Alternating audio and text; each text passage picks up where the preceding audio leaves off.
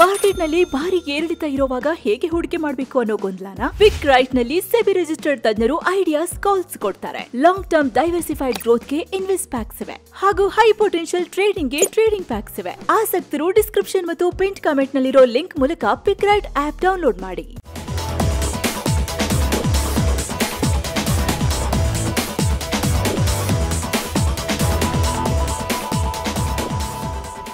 Hi friends, ಇದು mastmaga.comನ international bulletin ಸುತ್ತು ಜಗತ್ತು. ನಾನು ಅಮರ್ ಪ್ರಸಾದ್. ಅಮೆರಿಕ ಅಧ್ಯಕ್ಷ ಡೊನಾಲ್ಡ್ ಟ್ರಂಪ್ರ ಟ್ಯಾರಿಫ್ ಚಕ್ರವ್ಯೂಹಕ್ಕೆ ಇಡೀ ಜಗತ್ತಲ್ಲಿ ಅಲ್ಲೋಲ ಕಲ್ಲೋಲ ಉಂಟಾಗ್ತಾ ಇದೆ. ಜಾಗತಿಕ ಸ್ಟಾಕ್ ಮಾರ್ಕೆಟ್ ಅಂತೂ ಭಯಾನಕ ದಿನಗಳನ್ನು ನೋಡ್ತಾ ಇದೆ. ಕೋವಿಡ್ ಪ್ಯಾಂಡಮಿಕ್ ನಂತರ ಈ ಪರಿ ಹಾನಿಯಾಗ್ತಿರೋದು ಇದೇ ಮೊದಲು. ಅಷ್ಟೇ ಅಲ್ಲ, ಟ್ರಂಪ್ ಟ್ಯಾರಿಫ್ನಿಂದ ಖುದ್ದು ಅಮೆರಿಕದ ಶ್ರೀಮಂತರಿಗೂ ಕೂಡ ದೊಡ್ಡ ಚಾಟಿ ಏಟು ಬೀಳ್ತಾ ಇದೆ. ಜಗತ್ತಿನ ಅತ್ಯಂತ ಶ್ರೀಮಂತ ಬಿಲಿಯನೇರ್ಗಳು ಕೋಟ್ಯಂತರ ಡಾಲರ್ ಕಳ್ಕೊಳ್ತಾ ಇದ್ದಾರೆ. Amazon CEO Jeff Bezos, Meta CEO Mark Zuckerberg ಅಲ್ಲದೆ ಟ್ರಂಪ್ರ ಅತ್ಯಾಪ್ತ ಟೆಕ್ ದಿಗ್ಗಜ ಇಲಾನ್ ಮಸ್ಕ್ರ ಆಸ್ತಿ ಕೂಡ ಟ್ರಂಪ್ರ ಟ್ಯಾರಿಫ್ ಅನ್ನೋ ಸುಡು ಬಿಸಿಲಿಗೆ ಮಂಜಿನಂತೆ ಕರಗಿ ಹೋಗಿದೆ. ಹೀಗಂತ ಬ್ಲೂಮ್ಬರ್ಗ್ ಬಿಲಿಯನೇರ್ ಇಂಡೆಕ್ಸ್ ತೋರಿಸ್ತಾ ಇದೆ. ಇದರ ಪ್ರಕಾರ ಗುರುವಾರ ಒಂದೇ ದಿನಕ್ಕೆ ಮಸ್ಕ್ ಬರೋಬ್ಬರಿ $11 ಬಿಲಿಯನ್ ಅಂದರೆ ಎಷ್ಟು, 91,000 ಕೋಟಿ ರೂಪಾಯಿಗೂ ಅಧಿಕ ಕಳ್ಕೊಂಡಿದ್ದಾರೆ. ಅವರ ಟೆಸ್ಲಾ ಕಂಪನಿಯ ಷೇರು 5.5% ಕಿತ್ಕೊಂಡು ಹೋಗಿದೆ. ಆ ಮೂಲಕ ಟ್ರಂಪ್ ಬಿಟ್ಟಿರೋ ಬಾಣ ತಿರುಗಿ ಅವರ ಫ್ರೆಂಡ್ ಮಸ್ಕ್ ಬುಡಕ್ಕೇನೆ ಬಂದು ಚುಚ್ಚಿಕೊಂಡಿದೆ. ಏನು, ಜೆಫ್ ಬೆಜೋಸ್ $15.9 ಬಿಲಿಯನ್ ಅಂದರೆ 1.3 ಲಕ್ಷ ಕೋಟಿ ರೂಪಾಯಿ ಲಾಸ್ ಮಾಡಿಕೊಂಡಿದ್ದಾರೆ. ಅಮೆಜಾನ್ ಷೇರುಗಳು 9% ಬಿದ್ದು ಹೋದವು.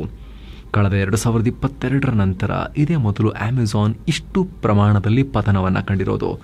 ಆತ ಮೆಟಾದ ಮಾರ್ಕ್ ಝಕರ್ಬರ್ಗ್ $17.9 ಬಿಲಿಯನ್ ಅಂದರೆ 1.4 ಲಕ್ಷ ಕೋಟಿ ರೂಪಾಯಿ ಕಳ್ಕೊಂಡಿದ್ದಾರೆ. ಮೆಟಾ ಷೇರುಗಳು 9% ಪತನವನ್ನು ಕಂಡಿವೆ. ಇದು ಅಮೆರಿಕದ ಬಿಗ್ಗೆಸ್ಟ್ ಬಿಲಿಯನೇರ್ಗಳಿಗೆ ತಟ್ಟಿರೋ ಟ್ಯಾರಿಫ್ ಶಾಖ. ಇದನ್ನು ಬಿಟ್ಟರೆ ಜಗತ್ತಿನ ಒಟ್ಟು 500 ಶ್ರೀಮಂತ ವ್ಯಕ್ತಿಗಳ ಆಸ್ತಿನೂ ಕರಗಿ ನೀರಾಗಿದೆ. ಟ್ರಂಪ್ ರೆಸಿಪ್ರೊಕಲ್ ಟ್ಯಾರಿಫ್ ಅನೌನ್ಸ್ ಮಾಡಿದ ಮರುಕ್ಷಣವೇ ಗುರುವಾರ ಕೆಲವೇ ಗಂಟೆಗಳ ಅವಧಿಯಲ್ಲಿ ಒಟ್ಟು $208 ಬಿಲಿಯನ್ ಅಂದರೆ ಬರೋಬ್ಬರಿ 17.2 ಲಕ್ಷ ಕೋಟಿ ರೂಪಾಯಿ ಡಮಾರ್ ಆಗಿದೆ.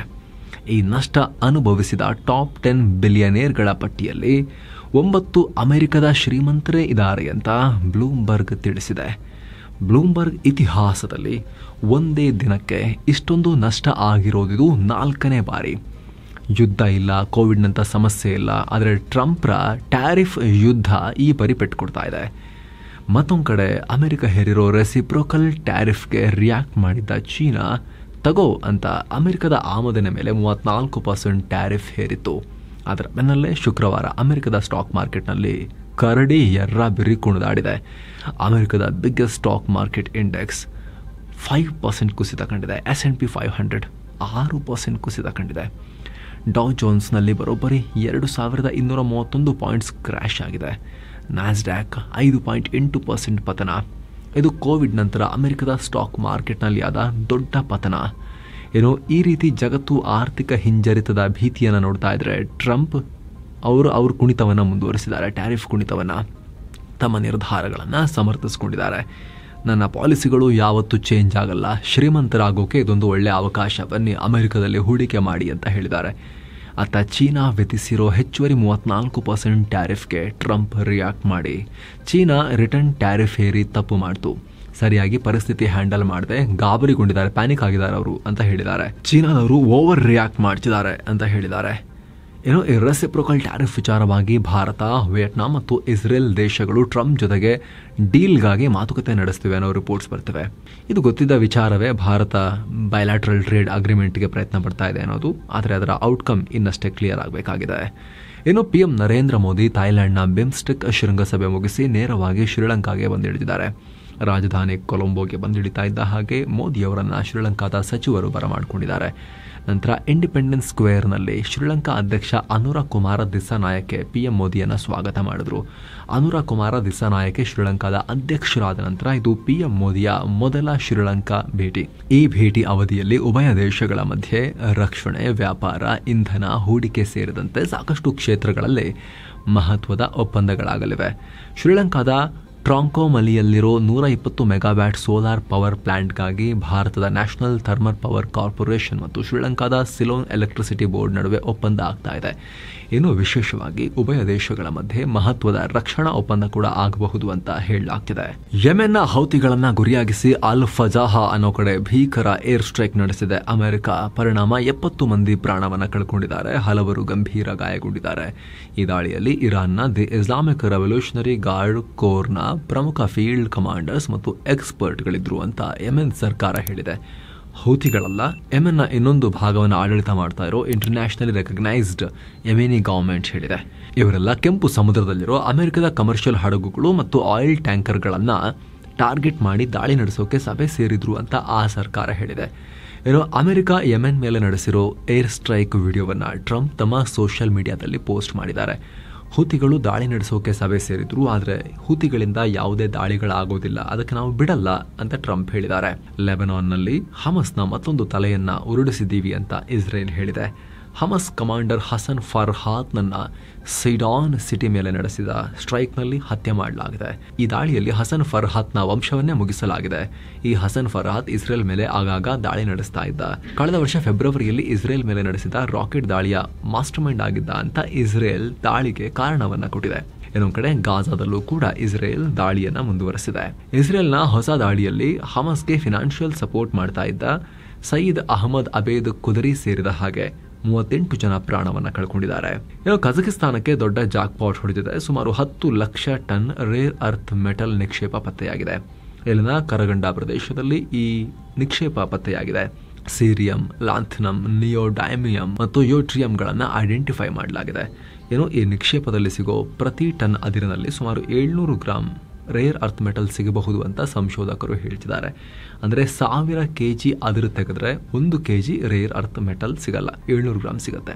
ಇದು ತುಂಬಾ ವ್ಯಾಲ್ಯೂಯಬಲ್. ಇವುಗಳನ್ನ ಬ್ಯಾಟರಿ, ವಿವಿಧ ಎಲೆಕ್ಟ್ರಾನಿಕ್ ಕಾಂಪೊನೆಂಟ್ಸ್, ಮೆಡಿಕಲ್ ಫೀಲ್ಡ್ ಸೇರಿ ಹಲವು ಕ್ಷೇತ್ರಗಳಲ್ಲಿ ಯೂಸ್ ಮಾಡಲಾಗುತ್ತೆ. ಇದರ ಬಗ್ಗೆ ಸಂಪೂರ್ಣ ಮಾಹಿತಿಯನ್ನ ರೇರ್ ಅರ್ತ್ ಮೆಟಲ್ಸ್ ಬಗ್ಗೆ ಅಥವಾ ಮಿನರಲ್ಸ್ ಬಗ್ಗೆ ನಾವು ಈ ವರದಿಯಲ್ಲಿ ಕೊಟ್ಟಿದ್ವಿ, ನೀವು ಅದನ್ನ ಚೆಕ್ ಮಾಡಬಹುದು.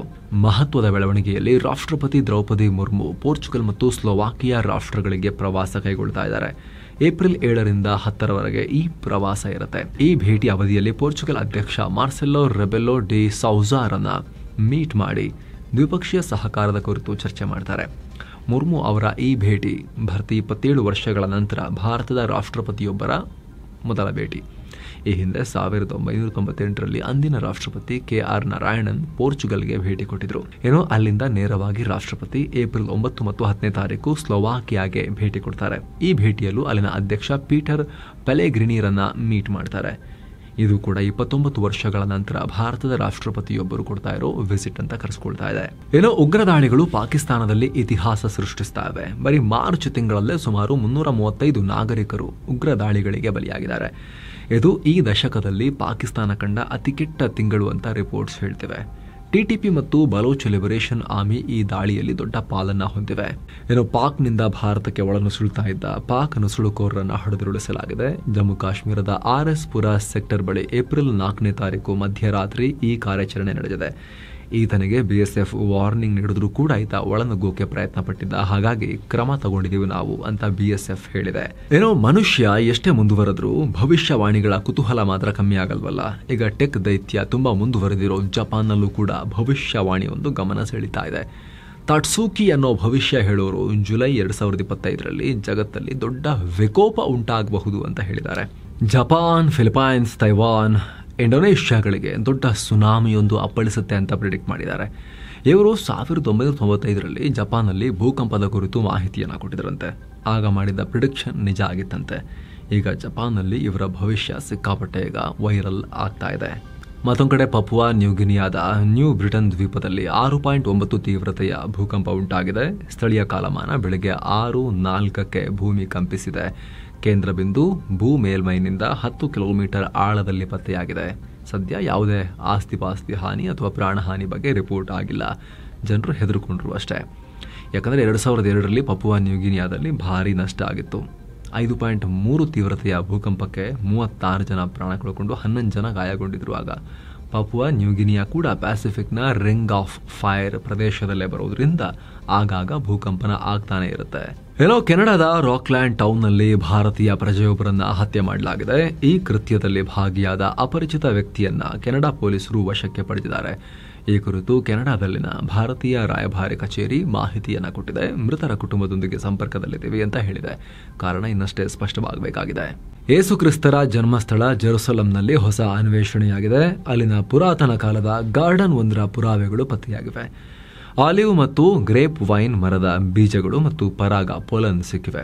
ಪರಾಗವನ್ನ ರಿಪ್ರೊಡಕ್ಟಿವ್ ಪ್ರಾಸೆಸ್ಗಾಗಿ ಮರಗಳು ಗಿಡಗಳು ಉತ್ಪಾದಿಸೋದು. ಇವು ಹಳೆವು. ಎಷ್ಟು ಹಳೆವು? 2000 ವರ್ಷ ಹಳೆವಿವು ಅಂತ ತಜ್ಞರು ಹೇಳ್ತಿದ್ದಾರೆ. ಕ್ರೈಸ್ತರ ಧರ್ಮ ಗ್ರಂಥ ಬೈಬಲ್ನಲ್ಲಿ ಉಲ್ಲೇಖವಾಗಿರೋ ಗಾರ್ಡನ್ನ ಸಾಕ್ಷ್ಯ ಇದು ಅಂತ ಕ್ರೈಸ್ತರು ಈಗ ಹೇಳ್ತಾ ಇದ್ದಾರೆ. ಜೆರುಸಲೆಂನ ಚರ್ಚ್ ಆಫ್ ಹೋಲಿ ಸಪಲ್ಕಾದಲ್ಲಿ ಕೆಲಸ ಮಾಡ್ತಿದ್ದ ಪುರಾತತ್ವ ಶಾಸ್ತ್ರಜ್ಞರ ಕಣ್ಣಿಗೆ ಈ ಅಪರೂಪದ ವಸ್ತುಗಳು ಸಿಕ್ಕಿವೆ, ಹಳೆಯ ವಸ್ತುಗಳು. ವಿಜ್ಞಾನಿಗಳು ಒಂದು ಅದ್ಭುತ ಆವಿಷ್ಕಾರ ಮಾಡಿದ್ದಾರೆ. Medical innovation. ಚಿಕ್ಕ ಪೇಸ್ ಮೇಕರ್ ಒಂದನ್ನು ಡೆವಲಪ್ ಮಾಡಿದ್ದಾರೆ. ಇದು ಒಂದು ಅಕ್ಕಿ ಕಾಳಿಗಿಂತಲೂ ಚಿಕ್ಕದು. ಸಾಮಾನ್ಯ ಪೇಸ್ ಮೇಕರ್ಗಳಿಗೆ ಸಣ್ಣ ವೈರ್ ಇರುತ್ತೆ. ಅದನ್ನು ತೆಗೆದು ಹಾಕುವಾಗ ಮತ್ತೆ ಸರ್ಜರಿ ಮಾಡುವ ಅವಶ್ಯಕತೆ ಇರುತ್ತೆ. ಆದರೆ ಹೊಸ ಪೇಸ್ ಮೇಕರ್ನ ಅವಶ್ಯಕತೆ ಮುಗಿದ ಮೇಲೆ ದೇಹದಲ್ಲೇ ಅದನ್ನು ಕರಗಿಸಬಹುದು ಅಂತ ಸಂಶೋಧಕರು ಹೇಳ್ತಿದ್ದಾರೆ. ಇದನ್ನು ಅಮೆರಿಕದ ನಾರ್ತ್ ವೆಸ್ಟರ್ನ್ ಯೂನಿವರ್ಸಿಟಿಯ ಸಂಶೋಧಕರು ಡೆವಲಪ್ ಮಾಡಿದ್ದಾರೆ. ಅಂದಹಾಗೆ ಪೇಸ್ ಮೇಕರ್ ಅನ್ನೋದು ಒಂದು ಎಲೆಕ್ಟ್ರಾನಿಕ್ ಡಿವೈಸ್. ಇದನ್ನು ಹಾರ್ಟ್ ರೇಟ್ ಮೇಂಟೈನ್ ಮಾಡೋಕೆ ಬಳಸಲಾಗುತ್ತೆ. ಸೊ ಫ್ರೆಂಡ್ಸ್, ಇದಾಗಿತ್ತು ಇವತ್ತಿನ ಜಗತ್ತಿನ ಸುತ್ತಾಟ. ಮತ್ತೆ ಭೇಟಿ ಆಗ್ತಿರೋಣ. ನಮಸ್ತೆ.